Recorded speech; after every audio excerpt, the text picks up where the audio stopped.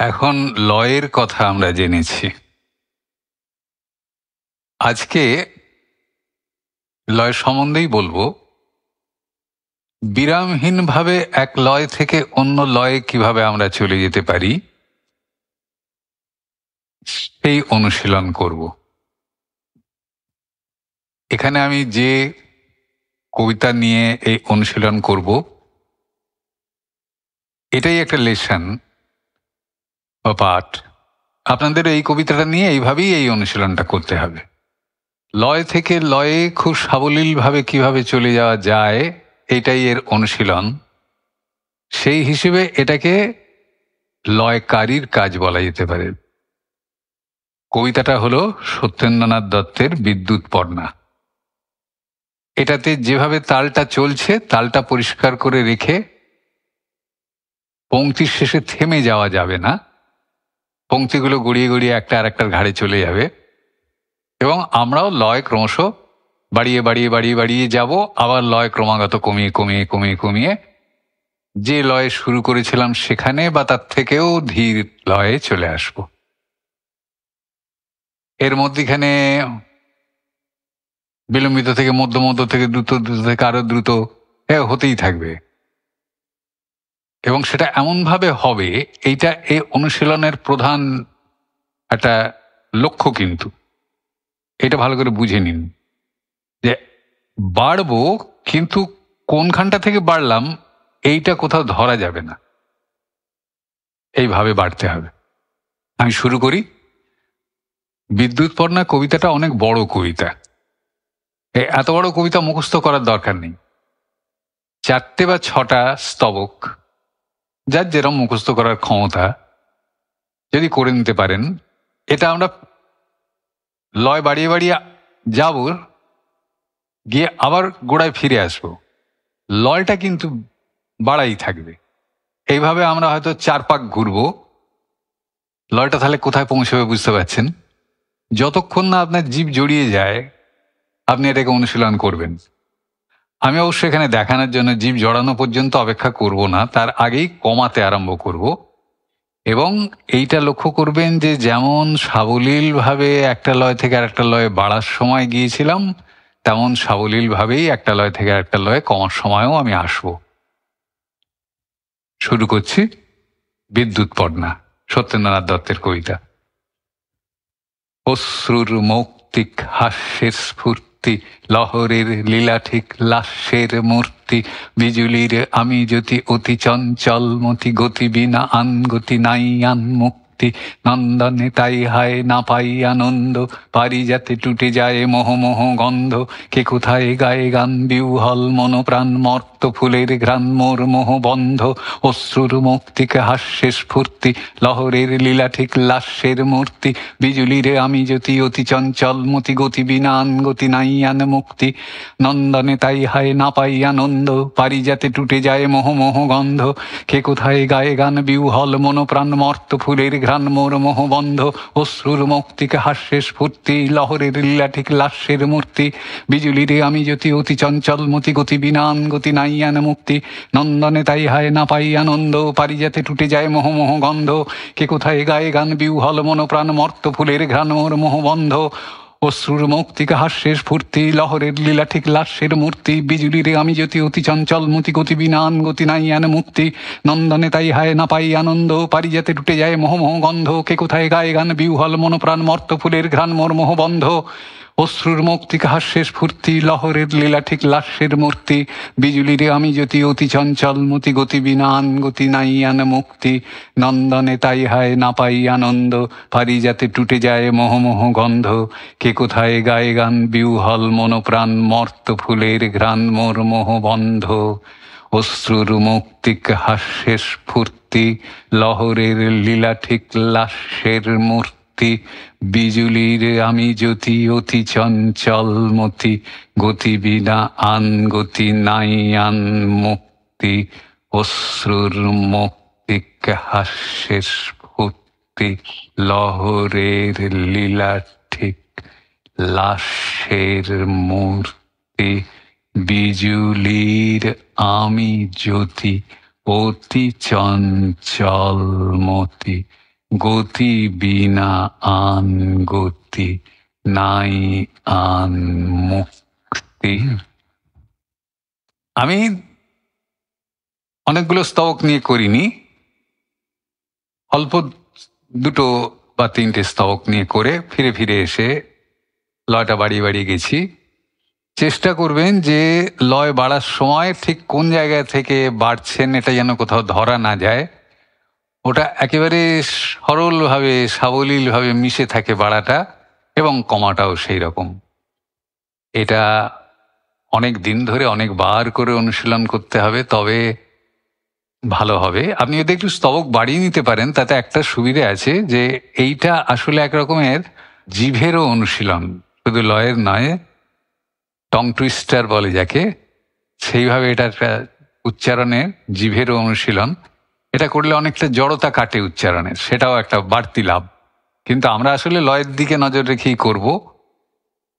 এইটা আপনারা নিজেরা নিজেরা চেষ্টা করুন, খুব ভালো করে লক্ষ্য করুন আমার করাটার মধ্যে যে কিভাবে কোনো জায়গাতে আপনাকে বুঝতে না দিয়ে কোথা থেকে বাড়ছি আমি ধীরে ধীরে এর মধ্যে গতিটাকে সঞ্চার করেছি এবং সেটা সেভাবে এগিয়ে চলে গেছি, আবার ধীরে ধীরে ফিরে এসেছি।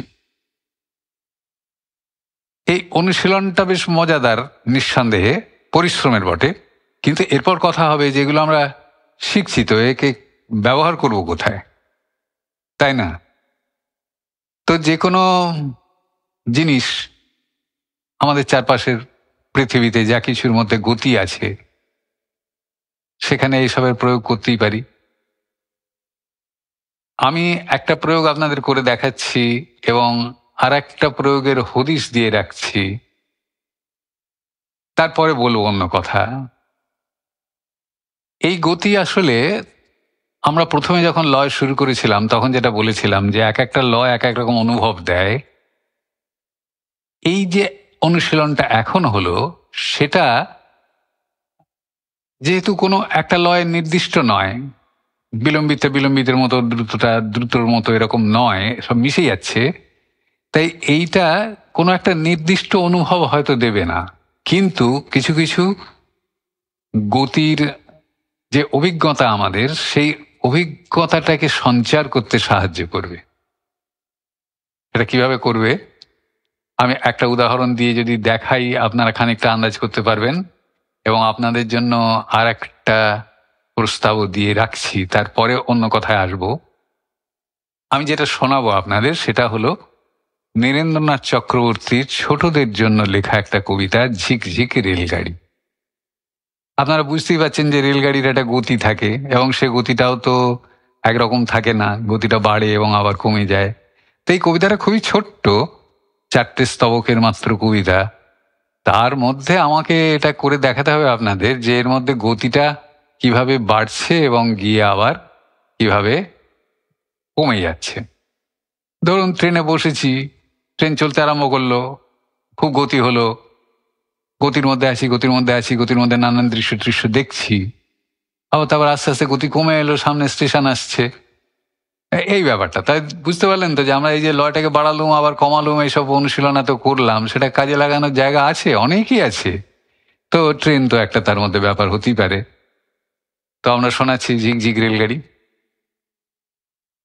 আমি এখন শুধু ওই গতির ব্যাপারটাই দেখাচ্ছি, তারপরে এখানে একটা অন্য কথাও বলবো। ঝিক ঝিক ঝিক ঝিক রেলগাড়ি যায়, রাজ্যের ছবি ফোটে জানলা জুড়ে, ছোট্ট ছেলেটা ওই মহিষ চড়ায়, আকাশে টিয়ার ঝাঁক যাচ্ছে উড়ে, ঝিকঝিক ছুটে চলে লম্বা গাড়ি, ফুলে ফুলে ছেয়ে আছে কৃষ্ণচূড়ার ডালপালা, আর দেখো পিছনে তারি, আকাশে তুলেছে মাথা মস্ত পাহাড়, ঝিকঝিক ছুটে চলে রেলগাড়িটা, চোখ যায় দিগন্ত রেখা অবধি, পাথরে পাঁচিলে ঘেরা কার বাড়িটা, পাশ দিয়ে বয়ে গেছে মস্ত নদী, গম গম গম গম শব্দ বাজায়, রেলগাড়ি রোদ জলে ঊর্ধ্বাকাশে, নিচে জল খল খল ছুটে চলে যায়, লাল নীল পাল তোলা নৌকা ভাসে, ঘর বাড়ি বেড়ে যায় কু ঝিক ঝিক, হার জিড় জিড়ে ঘোড়া টঙ্গা টানে, বিছানা বালিশ বাঁধো এইবারে ঠিক, পৌঁছবো দানাপুর স্টেশনে। দেখুন ট্রেন শুরু হলো, ট্রেনে গতি বাড়লো, আমি দূরের দৃশ্য সব দেখতে পাচ্ছি। আস্তে আস্তে আবার একটা নদীর ব্রিজের উপর দিয়ে গিয়ে সামনে স্টেশন, ট্রেনটা প্রায় থেমে যাওয়ার মতন হলো আর কি। তো এইভাবে তো আমরা ওই লয়টা বাড়িয়ে আবার কমিয়ে দিয়েছিলাম ওই বিদ্যুৎ পর্ণার আবৃত্তির ভেতরে, তাহলে এটা এখানে বেশ খাপ খেয়ে গেল। এরকম আরো অনেক জায়গায় হবে, যে কোনো যানবাহনের চলাচলে তো এরকম একটা ব্যাপার থাকে, আরো থাকে, আমি বলছি। তার আগে এখানে আরেকটা অন্য কথা বলে নিই।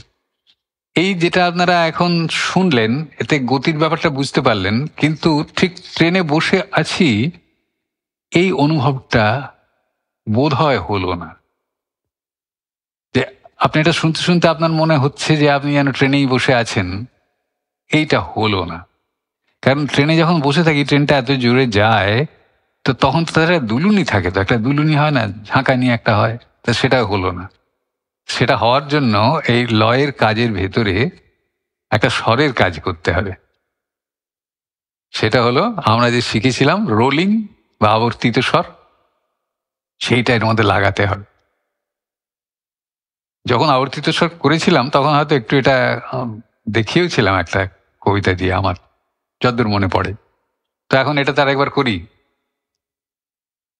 ঝিক ঝিক ঝিক ঝিক রেলগাড়ি যায়, রাজ্যের ছবি ফোটে জানলা জুড়ে, ছোট্ট ছেলেটা ওই মহিষ চড়ায়, আকাশে টিয়ার ঝাঁকে যাচ্ছে উড়ে, ঝিক ঝিক ছুটে চলে রেলগাড়িটা, চোখ যায় দিগন্ত রেখা অবধি, পাথরে পাঁচিলে ঘেরা কার বাড়িটা, পাশ দিয়ে বয়ে গেছে মস্ত নদী, গম গম গম গম শব্দ বাজায়, রেলগাড়ি রোদ জলে ঊর্ধ্বাকাশে, নিচে জল খল খল বয়ে চলে যায়, লাল নীল পালতোলা নৌকা ভাসে, ঘর বাড়ি বেড়ে যায় কু ঝিক ঝিক, হার জিট জিড়ে ঘোড়া টাঙ্গা টানে। এই হলো। আমি দুলুনিটা বোঝাবার জন্য ওই রোলিংটা লাগিয়েছি, তাতে আবার গোটাটাই শোনাতে হওয়ার দরকার ছিল না। তো এই হচ্ছে ব্যাপারটা। এখন এই রোলিং এর ব্যবহারটা ট্রেনে যখন বসে থাকি তখন তো এরকম করেই দোলে, ঝিক ঝিক ঝিক রেলগাড়ি যায়, রাজ্যের ছবি ফুটে জানলা জুড়ে। দেখুন শটটা এভাবে ঘুরে ঘুরে রোলিং এর মতো করে আসছে। সেই কারণে ওই দুলুনিটা শুদ্ধ এবার এটা হয়। আপনারা নিজেরা এটা করে দেখতে পারেন। কবিতাটা গোটাটাই তো শোনানো আছে, আপনারা এই কবিতার মধ্যে এটা করে দেখতে পারেন, কিন্তু সেটা একেবারেই আমার আবৃত্তির নকল হয়ে গেল আর কি, নিজেরা কিছু করা হলো না। আমি এখন যে কবিতাটির কথা বলবো, যেটার মধ্যে আপনারা এটা আবারও করতে পারেন, সেটা সত্যেন দত্তের একটা কবিতা, সত্যেন্দ্রনাথ দত্তের। এই কবিতাটা খুব সহজলভ্য নয়। সত্যেন্দ্রনাথ দত্তের যে কাব্য সঞ্চয়ন আপনারা জোগাড় করেছেন হয়তো অন্যান্য অনুশীলনীর জন্য, এই কবিতাটি সেখানে নেই, এটা অন্য জায়গা থেকে সংগ্রহ করা। এটার নাম হচ্ছে রেলগাড়ির গান। এটা বেশ বড় কবিতা, এবং অনেকক্ষণ ধরে রেলগাড়িতে চড়া, রেলগাড়িতে করে যাওয়ার দৃশ্য, দুলুনি, গতি সব করা যাবে এইখানে।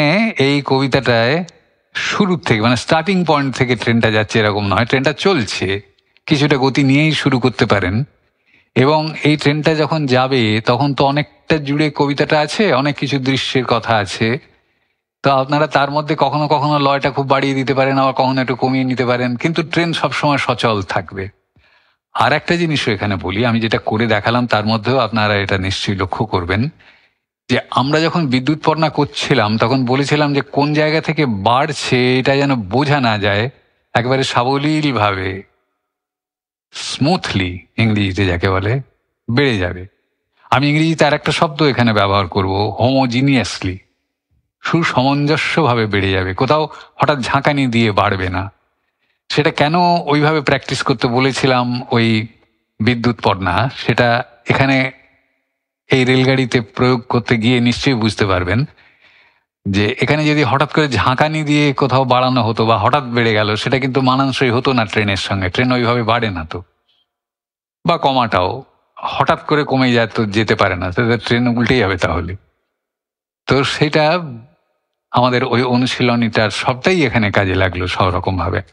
আমি যে কবিতাটার কথা বলছি রেলগাড়ির গান, সেটা একটুখানি আমি করে শোনাই। সেটা একদম চলতে চলতেই, মানে ট্রেনটা শুরু হচ্ছে এমন নয়, ধায় গাড়ি ধুম ছাড়ি ধায় শত পায়, ঝড় গতি দ্রুত গতি দুনিয়া কাঁপায়, ভাবপ্রার বাজে ভেপু প্রাণপণে দিয়েছে ফুকানে তালা, প্রাণে তবু খুশি উথেলায়, ধায় গাড়ি ধায় শত পায়, একই একই একই দেখি ঢেকি ঢেকি ভাই, ঘোড়া ছিল গাছগুলো ছোটে বাঁই বাঁই, উকি মেরে ঝাঁত করে সরে যায় সাত করে, দেখি ঘাড় কাত করে নাই আর নাই।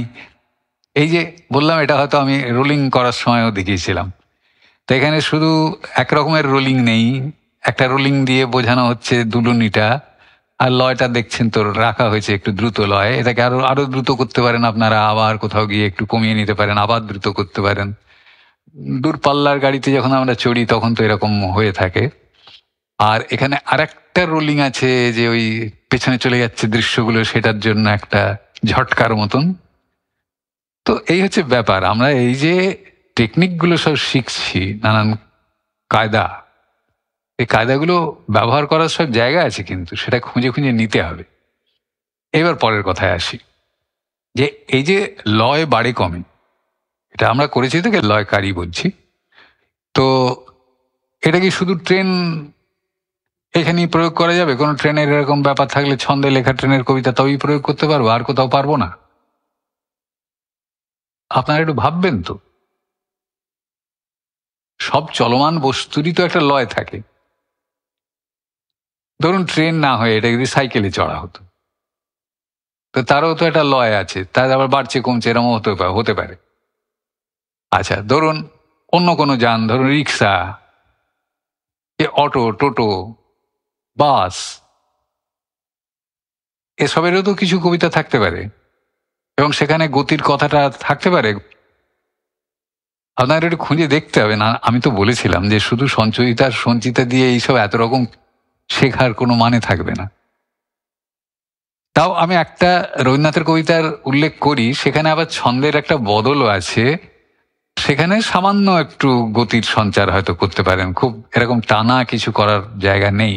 স্টেশন বলে একটা কবিতা আছে নবজাতক কাব্যগ্রন্থে, সেখানে একটা ছন্দের বদল আছে, সেখানে ট্রেনের আসা যাওয়া আছে, একটু ছোট্ট করে হয়তো লাগাতে পারেন।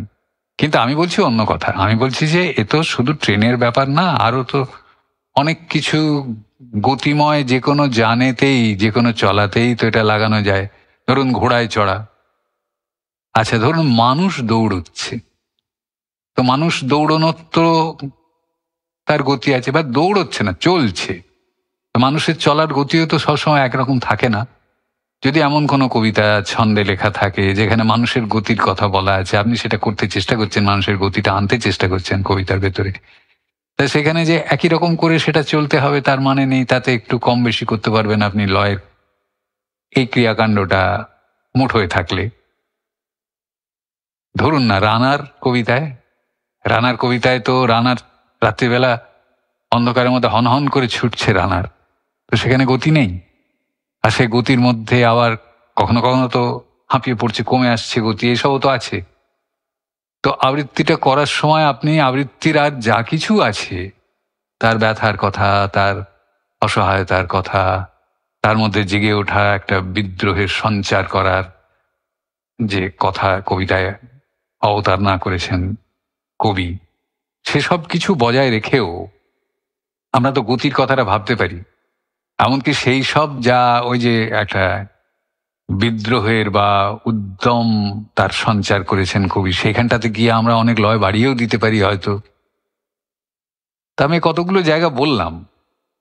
কবিতা এত রকমের লেখা হয়েছে, এত কবি এত রকম লিখেছেন, যদি পড়া যায়, যদি খুঁজে দেখা যায়, তাহলে শুধু এর মধ্যে না, আরো অনেক কিছুর মধ্যেই তো এই লয়ের সঞ্চারটা হতে পারে।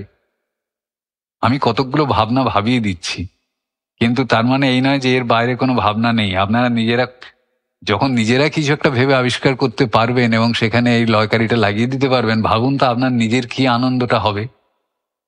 আবৃত্তি একটা সৃষ্টিমূলক কাজ, এবং আমাদের এই সমস্ত প্রকল্পটা নিজে নিজে আবৃত্তি শেখার যেমন, তেমনি সৃষ্টিমূলক আবৃত্তি কি করে হতে পারে সেই দিকে এগিয়ে দেওয়ারও প্রকল্প। সেখান থেকে আপনারা এখানে তো নিশ্চয়ই বুঝতে পারছেন যে এই কাজ সৃষ্টিমূলক ছাড়া কিছু নয়, গতানুগতিক করে কি কোনো কাজ এই দিয়ে হবে না। এই লয়কারীর কাজ যেখানেই আপনি করবেন সেখানে একটা সৃষ্টির ব্যাপার থাকবে। আমি আরেকটু বলি, ধরুন বাজনা তো আপনারা শোনেন, এই যে বিদ্যুৎপর্ণা কবিতা, আপনারা যদি সেতার শোনেন, যে আলাপ থেকে আস্তে আস্তে জোরে আসছে, কিছু ছন্দে আসছে, তারপর শেষের দিকে কি হয়, ঝালা, ঝালায় যখন যায় তখন তবলা যিনি বাজান তার সঙ্গে যিনি বাজাচ্ছেন সেতার, তার এই যে একটা লেনদেন হয়, এবং ক্রমাগত তার লয় বাড়িয়ে বাড়িয়ে লয় বাড়িয়ে বাড়িয়ে দুজনেই উঠছেন, এই ব্যাপারটা হয় না? আপনারা একটু মন দিয়ে শুনে দেখুন তো, সেখানে এই লয় আর লয়কারীর কতখানি ধ্যান ধারণা আপনাদের তৈরি হয়ে যাবে। ইচ্ছে করলে আপনারা অশ্রুর মুক্তি হাস্যের স্ফূর্তি, এটা যেহেতু চার মাত্রার মাত্রাবৃত্তে লেখা, চার মাত্রার এই ছন্দ সেতারের ঝালার সঙ্গে নিজেরা অভ্যাস করে দেখতে পারেন, একটা দারুণ মজা হবে। মানে সেটা করতে করতে এমন একটা উদ্দীপনা তৈরি হবে আপনার মধ্যে। এইবার বলি, এই উদ্দীপনা তৈরিটাই শেষ কথা নয়। আপনি যদি কোথাও কোনো এরকম কবিতা পান যেখানে এরকম বাজনার বর্ণনা আছে, এবং সেখানে এইরকম একটা ব্যাপার করা যাবে লয়কারীর, তাহলে আপনার এই যে অভিজ্ঞতা, এই যে অনুশীলন লয়কারীর, সেটা আপনি সেখানে কাজে লাগাতে পারবেন না? যদি তবলার এমন কিছু ব্যাপার থাকে, কোনো কবিতায় আছে, তা আপনি সেখানে এই লয়কারী কাজে লাগাতে পারবেন না? তাহলে কোথায় লাগাবো ভেবে ওই শুধু ট্রেন গাড়িই তাহলে হয় বোধহয়, এরম মনে করার কি কারণ? কত দিকে কত কিছু হতে পারে। ধরুন বৃষ্টি, বৃষ্টি যখন পড়তে শুরু করলো তখন আস্তে আস্তে পড়ছে, আস্তে আস্তে বৃষ্টির বেগটা বাড়তে আরম্ভ করলো, এরকম তো হয়ই। তো সেখানে এই লয় কাজে লাগবে না? লয়ের এই যে আমরা ধ্যান ধারণা তৈরি করলাম, লয়ের একটা বোধ তৈরি হলো। তো আবৃত্তি করার সময় কেবল কবিতার ভাব বলতে ভাব, আমরা ভাবে গদগদ হয়ে আবেগ টাবেগ দিয়ে আবৃত্তি করবো, তাহলে বুদ্ধি কোথায় গেল? তা আমরা তো একটা বর্ষার কবিতাতে এইটাও প্রয়োগ করে একটা অন্যরকম তৈরি করতে পারি, অন্য অনুভব। তো এই অবধি আমরা লয় নিয়ে যা বলার ছিল, এই দুটো অধ্যায়ে যতটা সম্ভব আমি বলতে চেষ্টা করলাম। এবার কিন্তু আপনাদের দায়িত্ব, যে আপনারা কোথায় কি খুঁজে পাবেন আর কোথায় কিভাবে লাগাবেন, এসব নিজেকে করতে হয়, এসব কেউ শিখিয়ে দিতে পারে না। এ কেউ যদি তুলিয়ে দেয় করে, লয়কারীর ভালো অনুশীলন না করলে সেটা তোলাও সম্ভব নয়, আর সেটা তুলেই বা লাভ কি? সেটা তো আপনার নিজের সৃষ্টি হলো না। যিনি তুলিয়ে দিচ্ছেন তিনি যদি এইগুলো কোনো আসরে টাসরে করে থাকেন, তো যখনই কেউ শুনবে এটা বলবে এই তো ওই ওরটা কপি করেছে। তো তা কেন করবেন? এত কবিতা খুঁজে বার করুন না। এই পর্যন্ত।